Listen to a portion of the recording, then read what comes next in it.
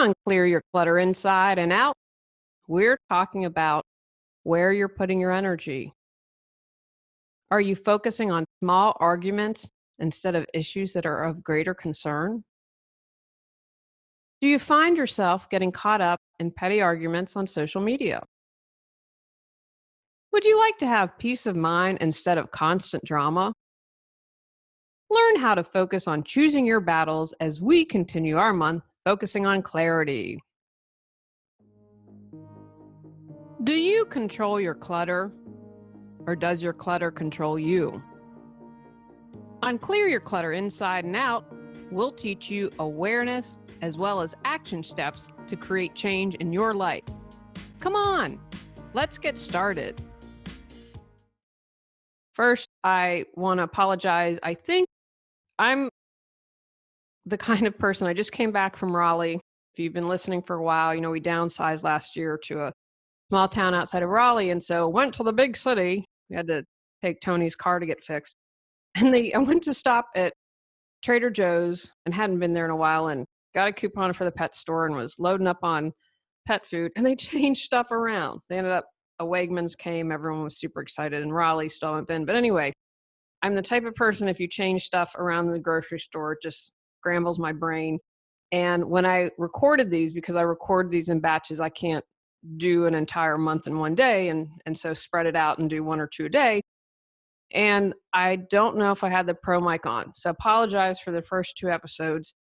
It said, anyway, they switched it. And so when I went to check in the area that says pro mic, I don't know if it was. So we should be ready to roll for the rest of the year.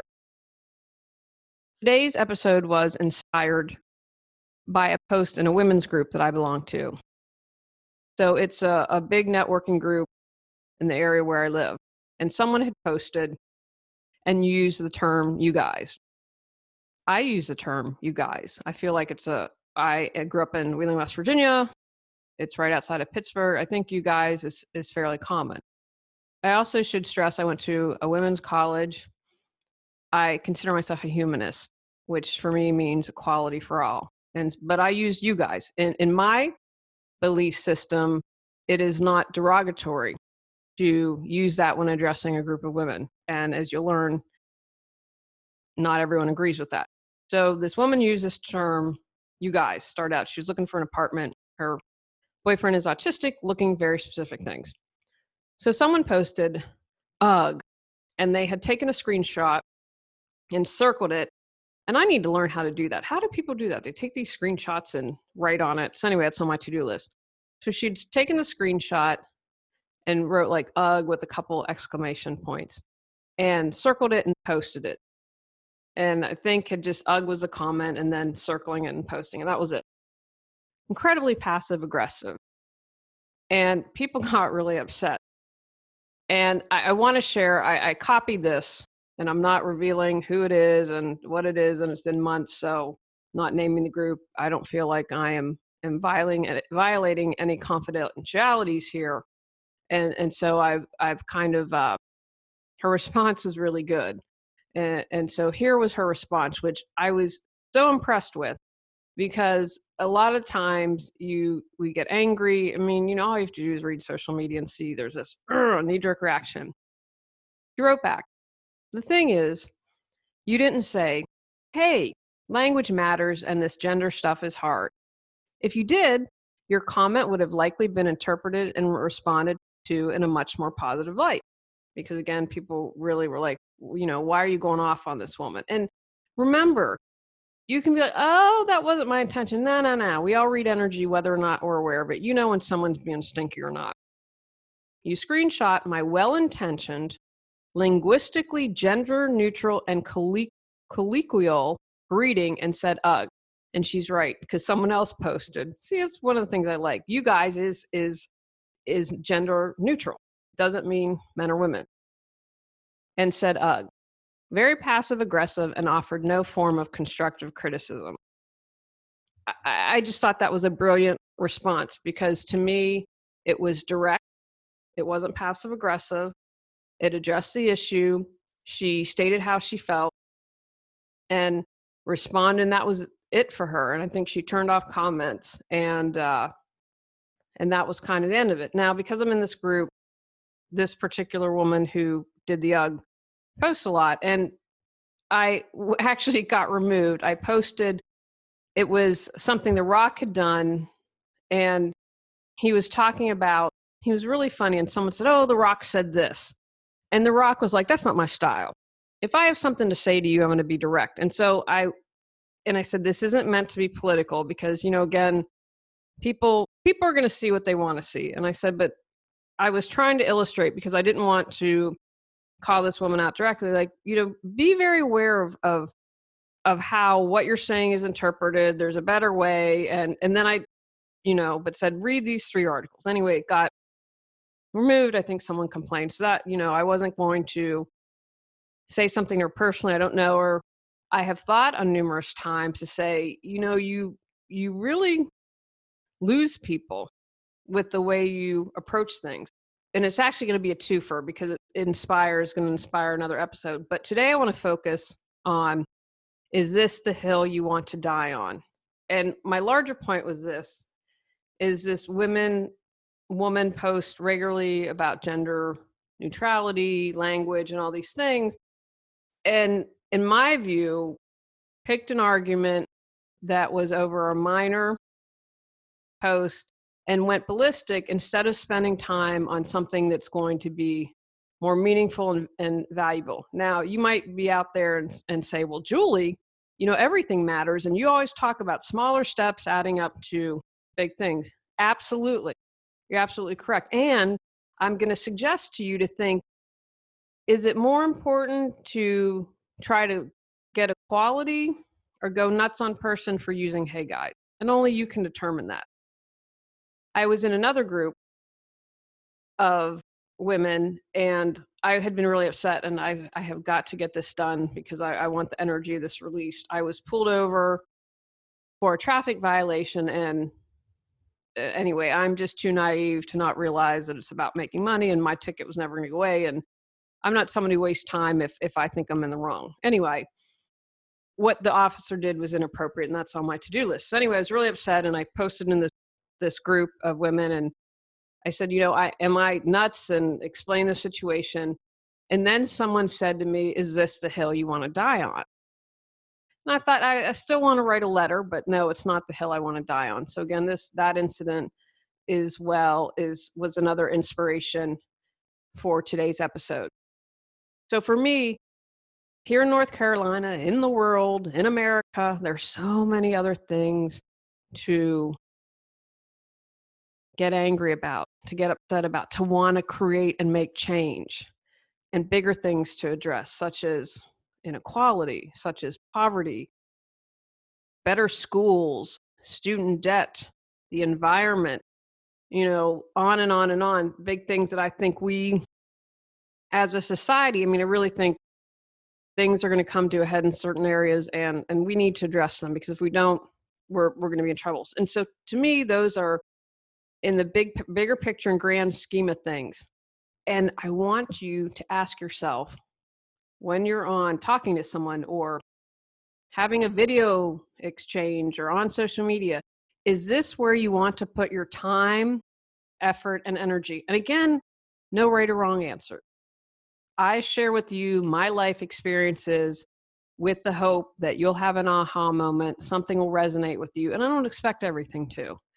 But I think of all the mistakes I've made in my life and all the energy and time I've wasted. I've shared personal things. I always share personal things on this podcast. And I know if I'd look back 5 years ago, probably even a year ago, I'd be, oh, Julie, why? And it's one of the reasons why I've stepped back on social media. That post kind of for me is like, man, you know what? I need a break from this group, because it's just so insane. We are spinning our wheels. We are wasting energy on stuff that really doesn't matter. So is it the hill you want to die on? And that goes back to, not everything can be a priority. What matters the most to you? And whatever is not the priority, whatever is insignificant, is clutter.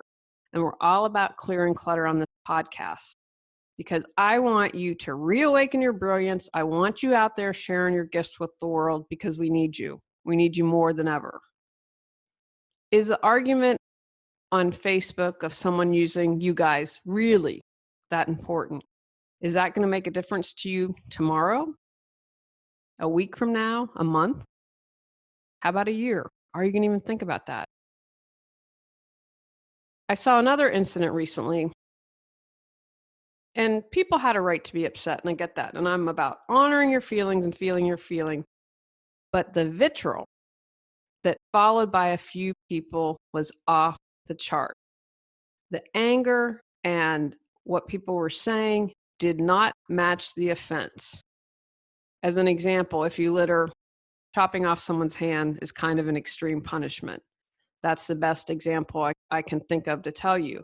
And again, is it that important to attack someone, to shame someone for what was a minor offense? And you know, to quote the great late Dr. Wayne Dyer, don't get offended easily, or use someone who's offended easily. So think about that. Again, is this hill that we're thinking about, do you want to die on? When we do this, it takes up your time and your energy. When I think back, and I have to just have love and compassion for myself. I'm on a journey like the rest of us.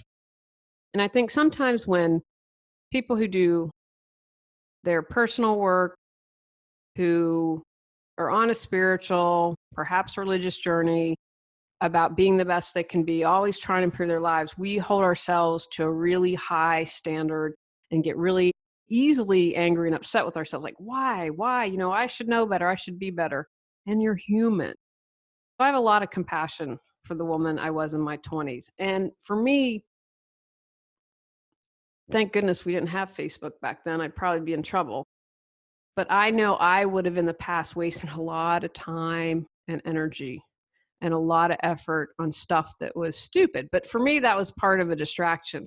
You know what? I really don't want to deal with this pain. So I'm going to just be distracted over here on stupid stuff.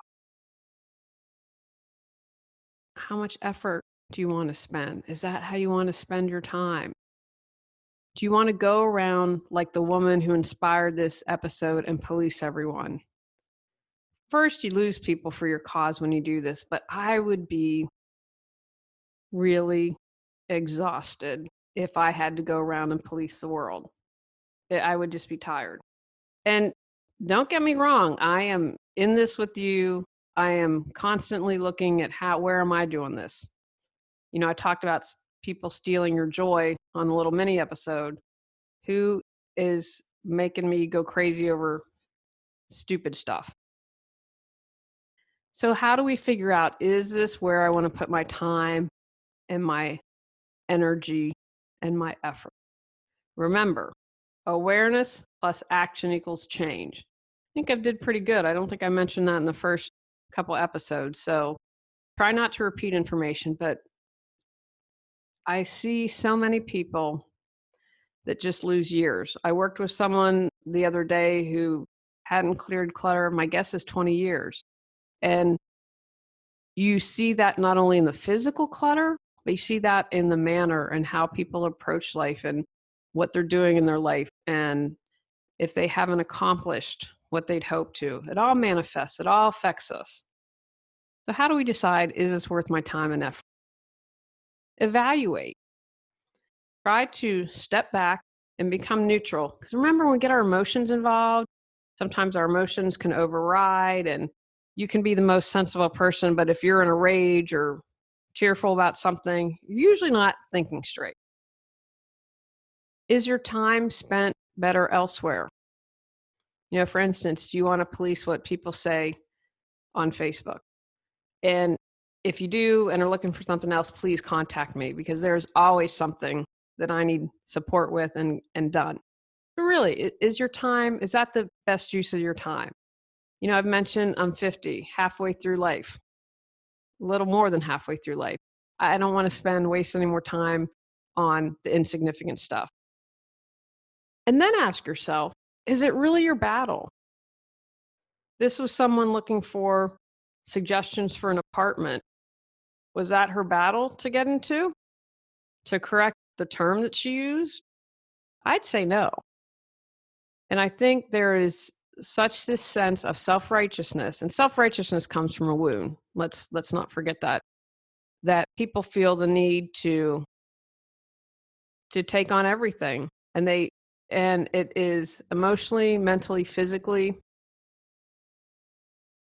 it is exhausting to spend all your mental energy, your emotions when you do that. So take the time to evaluate. Not my monkey, not my circus is a favorite quote of mine. Does the thought of clearing your clutter overwhelm you? Clear Your Clutter Inside and Out has 21 standalone chapters to fit your schedule and lifestyle. Stop being afraid, gain clarity, and go at your own pace. The Clear Your Clutter Inside and Out workbook lets you record your thoughts step by step as you go through the book. Free MP3 meditation with purchase.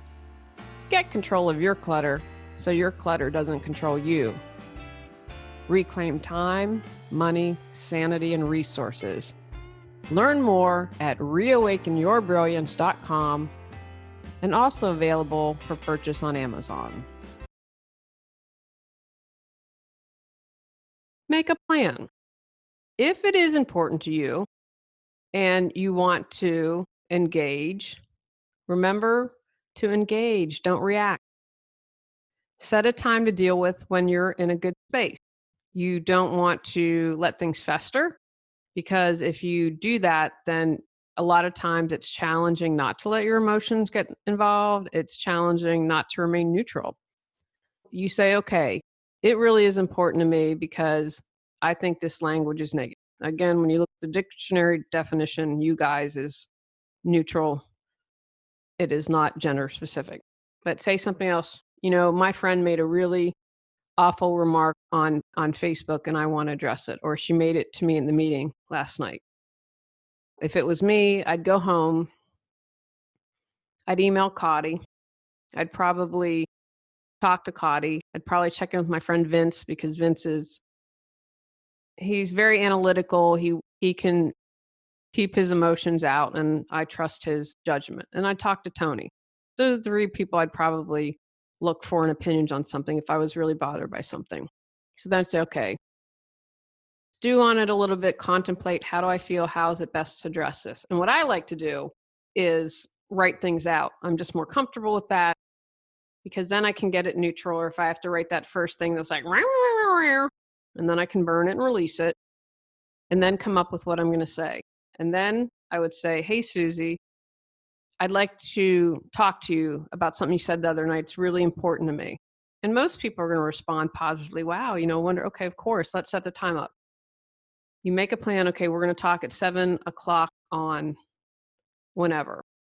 And remember to use statements like, I feel, instead of you did, you said, you are.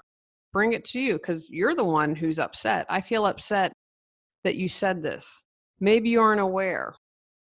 Perhaps you didn't realize this could come across whatever. And then you have a plan. You are in a good space and you can address it. You're not just going crazy and nutso, and you're coming from a place that you honor your emotions. You're not just going off, going crazy. And when you approach people like that, you have a real chance that they may listen. Doesn't mean they're going to change. You have zero control over that, but they can usually hear you when you come from that place. Ask yourself, does the cost outweigh the benefit? How does this affect you in the short term, the long term? Maybe the conversation with Susie will have a short-term effect where she says, oh, yes, Julie, I understand what you're saying, but maybe it damages your friendship long-term. Is it really going to affect you, whether you do something or not? I'm passionate about animals. Trapping innocent animals isn't okay with me, especially when you don't check in and you've taken your neighbor's cat and almost kill it. I couldn't not say anything to that. Are there long-term consequences? Yes, but I can live with that. If someone doesn't like me, turning 50 has been really freeing. And then check in, are you responding to your ego?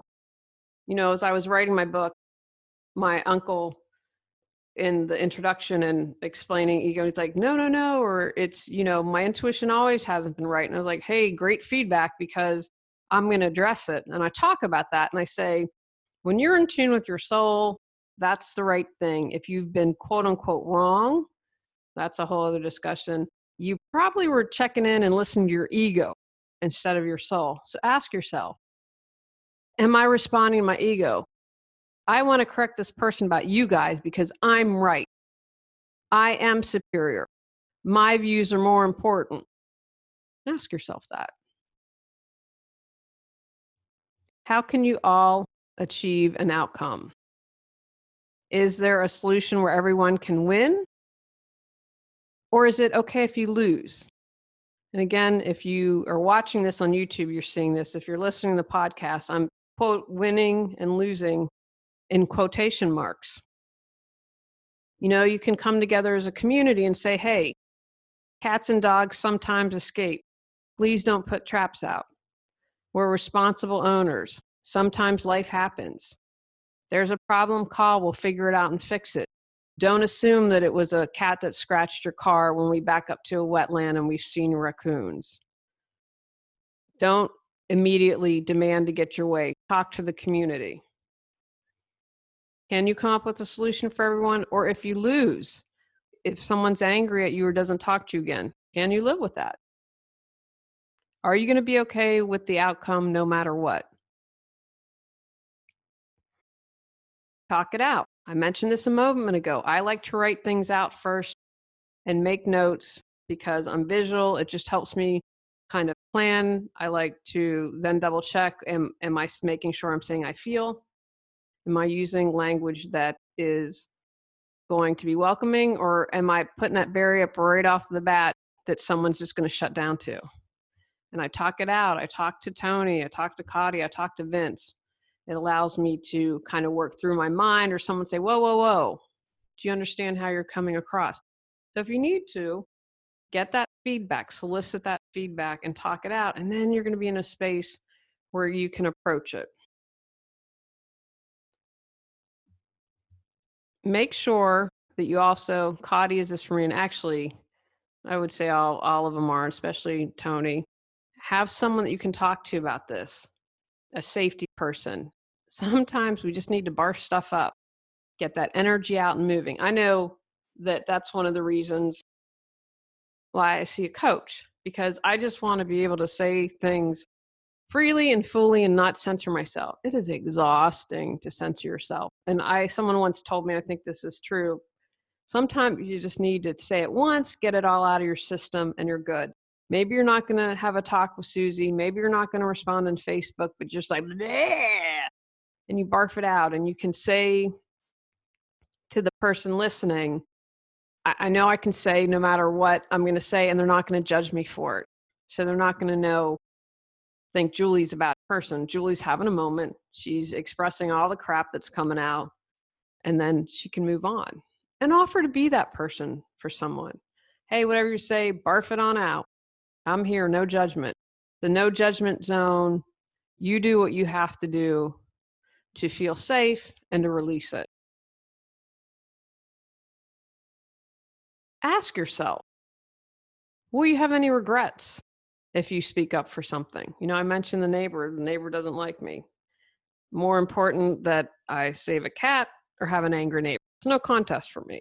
And someone listening might be like, completely opposite. I need to have peace of mind. I'm not going to worry about a stray cat, or I'm not going to worry about a neighborhood cat. And that's okay. We all have different priorities. We all have different perspectives. But ask yourself if you're going to have any regrets, because that might be something, we're human. I once had a friend get upset at me over something, ding-a-ling, da-ling, and we were really good friends, and we're still really good friends, because I realized, come on. this is not worth something to call someone out on. This is a moment they're having. They are a genuinely good person. I'm not going to mess it up over something stupid. So be very clear if you're going to have regrets. My philosophy is that I post things that if the New York Times were to post on the front page that I could live with, because I don't believe or pretend. I mean, Facebook, I just read, they've been reading our messages, guys. Those personal private messages, not private. I don't know if they've been searching keywords or what they've been doing, or it helps to send you products, but they have been snoopy snoopers. So I take social media, and again, like everything that I do business wise, because I have a personal Facebook page, which is really, but it's public. So anyone can follow me, can read it. And I hope to get back posting positive things because I think we really need that. But ask yourself if you have regrets, and don't believe that any social media you post is private, because it isn't. So my rule is, I'm not going to post anything that I regret later. It's kept me out of trouble. But ask yourself again, is that the hill you want to die on, the battle worth fighting? Will you have regrets if you move forward? Be neutral. I mentioned that a while back. You want to get in that space, again, when you're unemotional, because then you can listen to your spirit, you can listen to your soul, and then you can move accordingly. Choose your words wisely. Words can be weapons.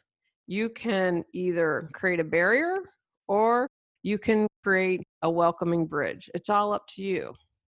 Try where you can come from love. And I should probably do an episode from this because I've had numerous discussions with people who think I'm kind of nutso, and I think this is something that I'd have to plan out what I'm going to say. You can have boundaries and come from love. I think a lot of people see them as either or, that they can't be an and they can't be joined together, and that's not true. You can stand up and say, this isn't okay, and do it from a place of love. So whenever you're able, you can say, you know what? That really hurt me when you said this. And you say it from a place of love, or even if you're angry, boy, did what you say really anger me. And I'm trying my best to come from a place of love right now. And it's okay to say that. It is absolutely okay to say that. So work on getting neutral. That's why if you have that safe person to talk to, you can kind of barf everything up, get into that space of neutral, and get into a space when you come from love. Know what your limit is. Know what the line is. Know when you have to walk away. If someone says something that's below the belt, really insulting on Facebook, now, you know what? I'm done. It is time for me to shut the account down. It is time for me, if I'm at a social event, to walk away from someone. There is no reason you can't do that. There's no shame in that. The smart people know when to walk away and what your limit is, and I've reached it. I can't hear it. Y'all are nuts. I got to take a big step back. You don't have to say that. You can say, you know what? I need to excuse myself from the conversation now. I've also said to people, when you're ready to talk to me like an adult, I'm absolutely here, but I will not allow you, and I will not tolerate you treating me like a child or you talking to me this way. And that usually gives them a moment to stop and think about stuff. So understand what that boundary is, and when it's crossed, walk away. And finally, probably the most challenging sometimes, is let go what you can't resolve. Not everything is going to be able to be resolved. You might not be able to change someone. They want to go on being arrogant and ignorant and stinky and all that. You can't control that. Put it in the God box. That's what I call it. You could put it in the soul box or the goddess box or the universe box. So I have a box. And when I'm having trouble letting go, I still do, I put it in the God box. And I have to tell you a funny story. So I was bothered by something and I was really struggling. And I was on Facebook and I follow a couple really interesting people, but sometimes people that I follow be like, hey, I'll pull a card for you. I'm like, yeah, you know what? I'm here. It's happening right now.